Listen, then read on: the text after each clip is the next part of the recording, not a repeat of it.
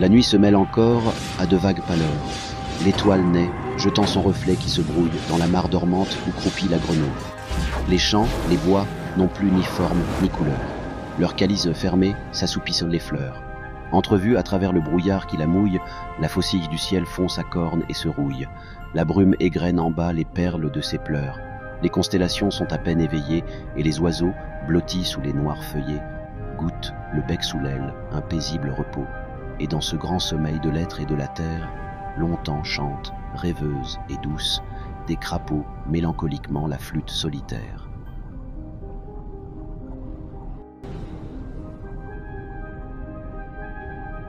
Jules Breton.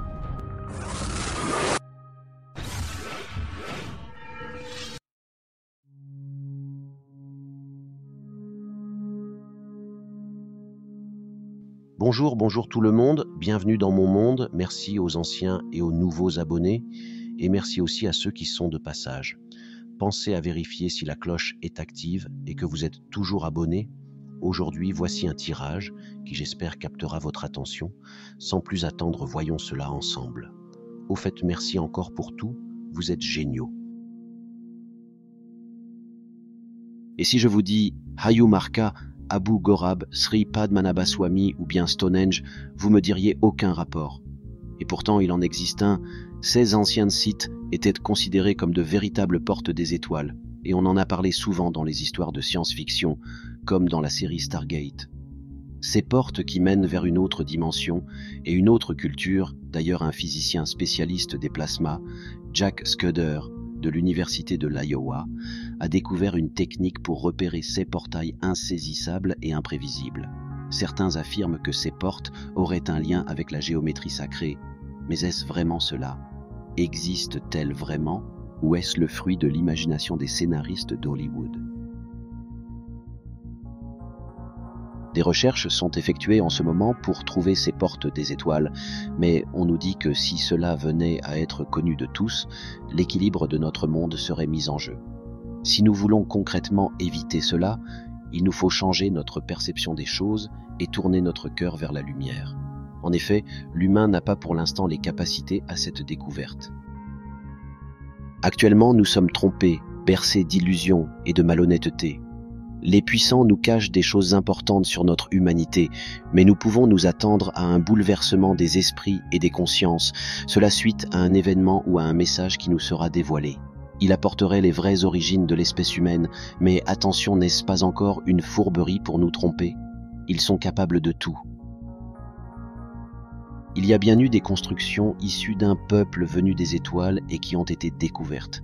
Ensemble, ils ont monté ces passages pour, en quelque sorte, fuir en cas de conflit, donc nous pouvons voir cela comme des issues de secours. Toutes sont orientées face au soleil et situées dans des endroits reculés de toute civilisation. Il y a une porte qui, pour elle, est orientée face à la lune et qui ne peut être utilisée qu'à chaque pleine lune et au bon alignement. L'élément principal de ces portails est l'eau.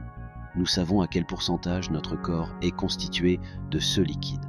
Donc je comprends mieux que certaines puissances puissent nous contraindre à du rationnement et des interdictions sur cet élément vital pour nous. Je pense donc qu'ils savent sur l'existence de ces fameux portails. Que comprendre sur cette ligne? Que nous sommes dans la haine et le mépris de l'autre? Oui, et malgré certains signes envoyés, nous sommes dans un désert de connaissances. Pour que ces portails se montrent à nous, il nous faut encore acquérir des connaissances et de l'humilité. Mais à votre avis, pourquoi les gens de pouvoir se donnent autant de mal à créer de la peur, des conflits et autres événements remplis de négativité? Les consciences doivent rester en sommeil pour mieux formater certaines personnes. Il nous faut chercher en direction du soleil, et que l'élément eau serait un conducteur pour ces portails. Il est indiqué que les recherches en cours amènent à trop de réflexion, et que pour les créateurs de ces portails, il y a bien plus simple découvrir leur emplacement.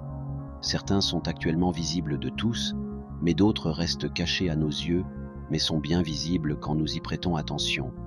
Mais pour les découvrir concrètement, un long travail sur notre espèce est nécessaire. Le temps viendra où l'humain saura comprendre le sens du mot fraternité. Cette ligne nous parle de rumeurs et de mensonges sur ces portails, des histoires qui ont été enjolivées et qui ont servi que des fins personnelles et bancaires pour certaines personnes. Même si la fée se dandine dans sa propre poussière de fée, n'est-il pas dans l'imaginaire de l'humain de croire et créer certaines choses? On peut nous dire qu'il n'y a aucune existence de ces portes des étoiles, mais on peut aussi nous leurrer dans le fait qu'elles sont bien là. Dans l'existence de ces portes, je pense que tout est possible. En voyant la carte du mea culpa et de cette femme assise devant un miroir, je vais dans le sens qu'il est fort possible que l'existence de ces portails soit fiable. Ne dit-on pas que les miroirs sont des portes vers d'autres mondes?